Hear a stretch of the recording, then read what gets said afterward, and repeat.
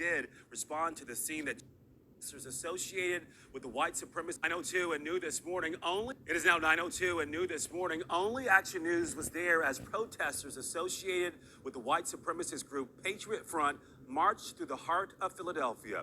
Counter-protesters confronted that particular group. Police did respond to the scene that you see right here.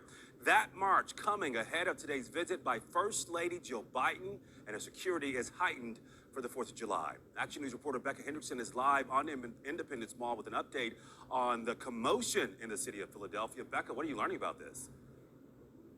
Gray, first of all, the First Lady is due to be here on Independence Mall within the next few hours for a celebration of freedom ceremony. As you said, with her presence comes heightened security.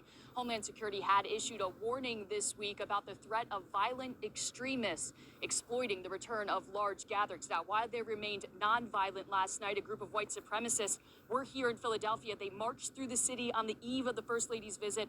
Police say none of the protesters were from Philadelphia. Patriot Front is based in Texas, and they traveled into the city. Action News was the only crew on scene as the group traveled down the Ben Franklin Parkway, across Market, Chestnut, and Walnut Streets before marching to Penn's Landing. Hundreds of mass protesters from Patriot Front chanted while carrying American flags and shields.